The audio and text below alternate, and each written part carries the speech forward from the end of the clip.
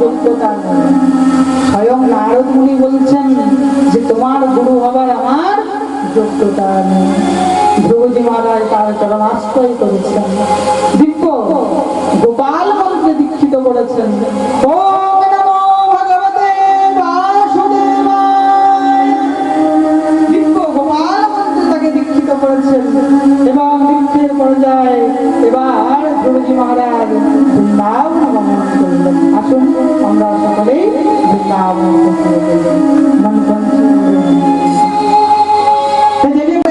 আস্তে আস্তে আরো জোরে জয় জয় শ্রী রাধে।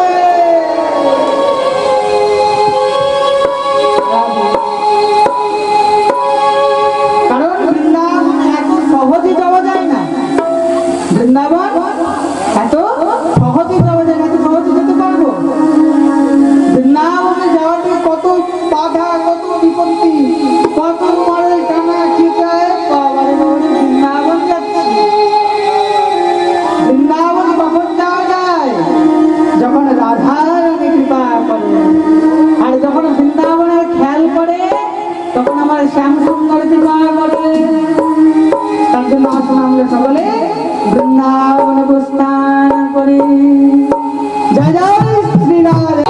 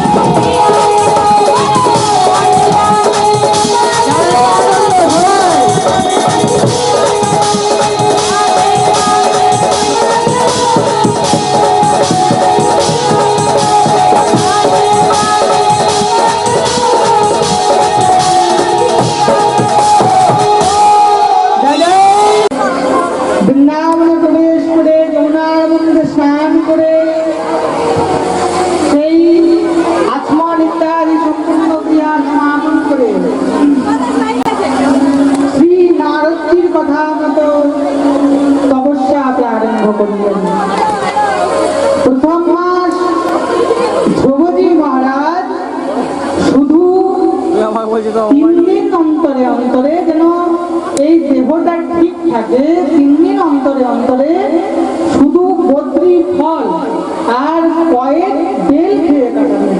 প্রত্যেক দিন নয়, 3 দিন পর পর বদ্রি ফল অর্থাৎ কুলকে বদ্রি ফল বলা হয়। সেই বদ্রি ফল আর কয়েক বেল খেয়ে সে 3 দিন কাটাবেন। এইভাবে দীর্ঘ 1 মাস ব্যতীত করেছেন। দ্বিতীয় মাসে সেই 5 বৎসরের ধ্রুব 6 দিন অন্তরে অন্তরে শুধু শুকনো ঘাস খেয়ে জীবিত থাকে। 6 দিন অন্তরে অন্তরে শুধু শুকনো ঘাস। এইভাবে দ্বিতীয় দিবস পেরিয়েছে। তৃতীয় মাসে সেই ধ্রুব শুধু জল খেয়ে নিজের জীবনকে নির্বাহ করে, তাও 9 দিন অন্তরে অন্তরে। এইভাবে তৃতীয় মাস সমাপন করে চতুর্থ মাসে সেই ধ্রুব 12 দিন অন্তর অন্তর শুধু বায়ু পান করে থাকেন। কতটা তপস্যার প্রবল জোর দেখুন। মহারাজ আমাদেরকে একাদশী করতে বলা হয়। যেদিন একাদশী থাকে না, অনেক মায়েরা দুয়ারে গিয়ে বসে থাকে, কেউ বলুক কি হলো দিদি, সে বলেছেন, আমি বলছি দিদি কি বলবো, আজকে একাদশী করেছি। ওরে বাবারে কি মহান কাজ করেছে রে।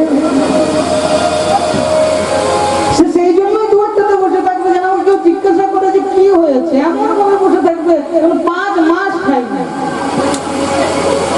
আর সকালে পুজো টুজো করে সাবু খেয়েছে, আবার মধ্যাহ্নকালে ফল টল খেয়েছে, দিয়ে দুয়ারে বসেছে মালা জপ করতে বসেছে। এইভাবে কিন্তু একাদশী হয়। ধ্রুবকে দেখে শেখো, সে তো 5 বছর বয়স, ধ্রুবের মতন হতে বলেনি। অন্তত যেটা পড়া যায়, যেদিন একাদশী সেদিন নিদ্রা বর্জিত, একবার যেন শরীর ঠিক থাকে। আমরা তোমার যে ভাত ঘুম খুঁজছি, যেহেতু বাঙালির ভাত ঘুম 1 নম্বর, সেটা না হলে আর সময় পেরোবে। এবার একাদশীর দিনে ব্রহ্ম মুহূর্তে উঠতে হবে। ব্রহ্ম মুহূর্তে উঠে ভগবানের নাম সংকীর্তন করতে হবে। অনেকে কি বলে ঘুমিয়ে দিলে খিদে পাবে না, ঘুমিয়ে রইলে একাদশীও হবে, একাদশী পালিয়ে যাবে। তার জন্য একাদশীর দিনে কখনো ঘুমোতে নেই। অতি ভোরে উঠতে হবে, ব্রহ্ম মুহূর্তে উঠে ভগবানের সেবা করে সারাক্ষণ। যদি প্রত্যেক দিন 16 মালা করছি, তো একাদশীর দিনে ডবল করা উচিত, 32 মালা। কত মালা করা উচিত? 32 মালা।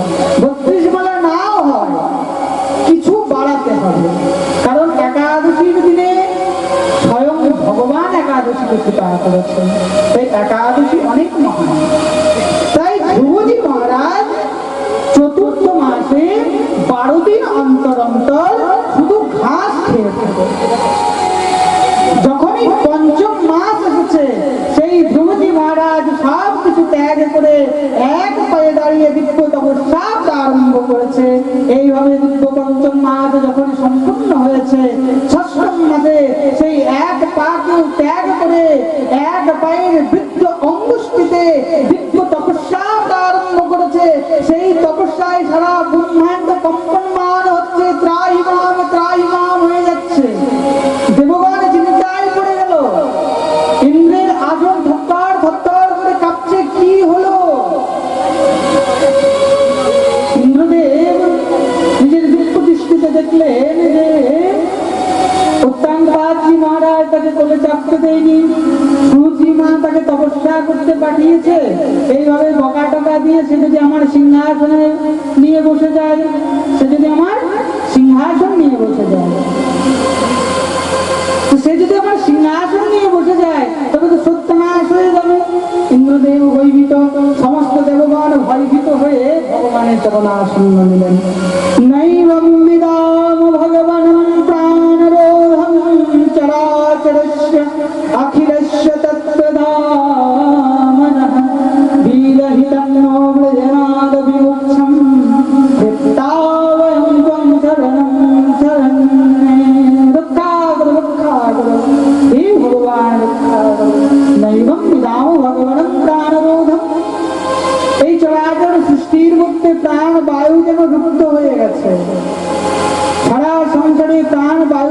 যেন দাঁড় করিয়ে দিয়েছে। আপনার এক 5 বছরের শিশু দিব্য আপনার তপস্যা আরম্ভ করেছে, সেই তপস্যার জন্য সারা পৃথিবী কম্পন হচ্ছে। ভগবান বলছে, ইন্দ্র তোমার ভয় হচ্ছে তাই না, যে আমার রাজ সিংহাসন নিয়ে নেবে? শোনো, ধ্রুবের রাজ সিংহাসনের প্রতি কোনো লালসা নেই। যাও, তুমি নিশ্চিন্তে নিজের রাজ সিংহাসনে যাও। সবাই সকল দেবদেবকে নিজ নিজ কর্মে পাঠিয়েছেন। ভগবান স্বয়ং ধ্রুবের দর্শন করতে যাচ্ছে। ভগবান স্বয়ং ভক্তের দর্শন করে। ভগবান স্বয়ং ভক্তের দর্শন করে। আমরা ভগবানকে দর্শন করার দরকার নেই, যদি সেই রকম ভক্ত হতে পারি ভগবান স্বয়ং দর্শন দিতে আসবে। এই জন্য ভগবানকে দর্শন করতে হবে। একমাত্র সেই পরমেশ্বর ভগবান যদি কৃপা করে, সেই পরমেশ্বর গোবিন্দ যদি কৃপা করে, আর আমাদের এই মনের মধ্যে যদি ভক্তি একবার জাগ্রত হতে পারে, তো স্বয়ং ভগবানকে বাধ্য হয়ে আসতে হবে হবে হবে। কারণ ভগবান ভক্তের জন্য সর্বদাই আকাঙ্ক্ষিত হয়ে থাকে। কখন ভক্ত ডাকলো আর কখন আমি গেলাম, কখন ভক্ত ডাকলো কখন আমি গেলাম। তাই ভগবান আজ বললেন, আমি স্বয়ং ধ্রুবের দর্শন করতে যাব।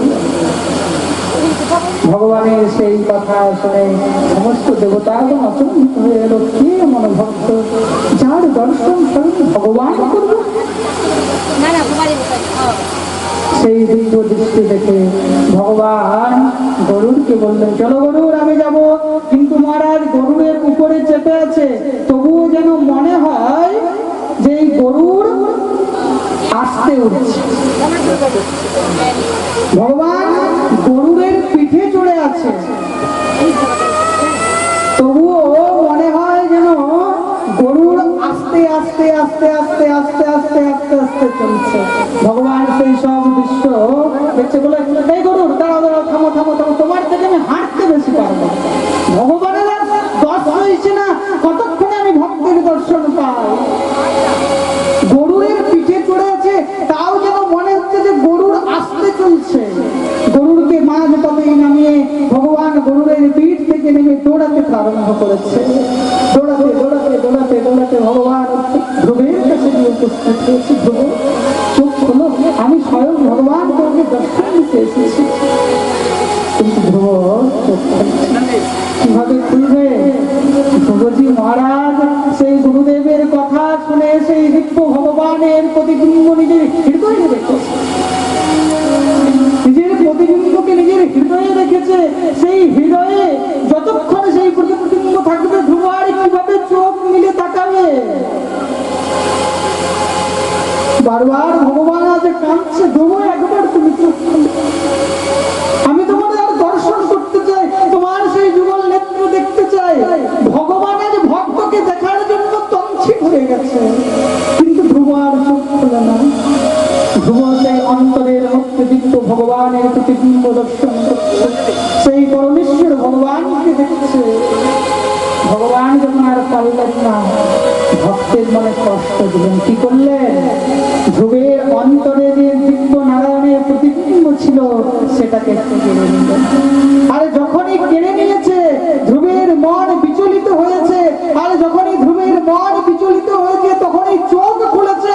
যাকে 5 মাস 6 মাস ধরে অন্তরে দেখেছে, আজ সাক্ষাৎ পরমেশ্বর ভগবান বাইরে দাঁড়িয়ে আছে।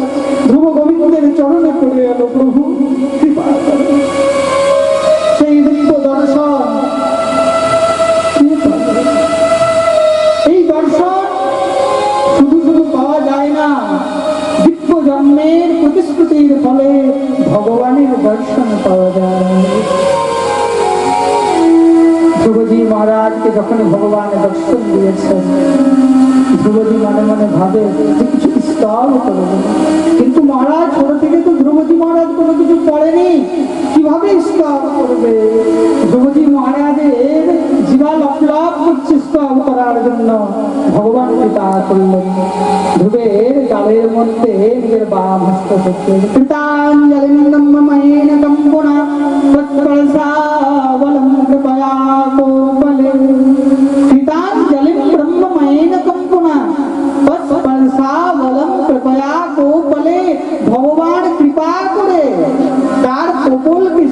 করলেন ওপর অর্থাৎ গাল নিজের বাম হস্তকে দিয়ে ভগবান যখনই উদ্ধব ধ্রুবের গালকে স্পর্শ করেছে তৎক্ষণাৎ ধ্রুবজি মহারাজ ধরাধর স্তব্ধ প্রারম্ভ করতে প্রবিশমাম বাজিমাম প্রসুপ্তাম সঞ্জীবয়ত অখিলেশ্বরীরো स्वधर्मणः बोले भक्तवत्सल भगवान की जय जय श्री राम। যখন এই স্তব করেছে ভগবান ধ্রুবকে জিজ্ঞাসা করেন কি চাল কি চাল যার বিপাদে মূর্খ বলতে পারে যার বিপাদে খোড়া পর্বত চলতে পারে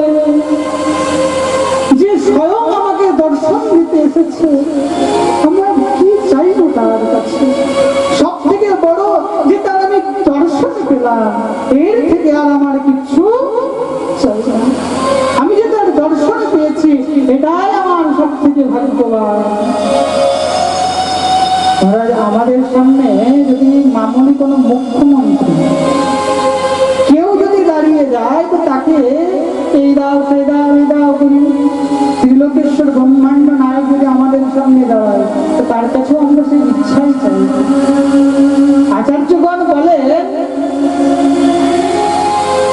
অনেকে প্রশ্ন করে যে ভগবান কি যখন দর্শন করবো আমি এই জিনিসটা চেয়ে নেবো ওই জিনিসটা চেয়ে নেবো কিন্তু যখন তুমি ভগবানের দর্শন করবে না তোমার ভিতরে আর কোনো ইচ্ছা থাকবে না। সেই পরমেশ্বরের দর্শন করলে আর কোনো ইচ্ছা থাকে না।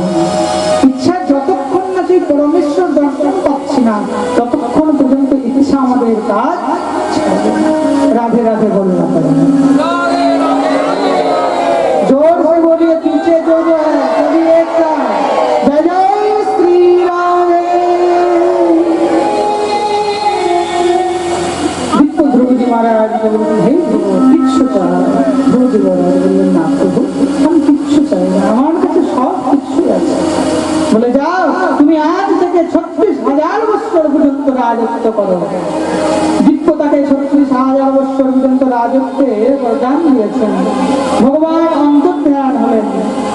এদিকে আজ ধ্রুবজি মহারাজকে আনার জন্য উত্তান পার রথ গাজা বাজা ঢোল পালকি সব পাঠিয়েছে ধ্রুবজি মহারাজকে আনার জন্য। দেখুন যেদিন ভগবান কৃপা করেনি ধ্রুবকে বিমাতা বার করে দিয়েছিল।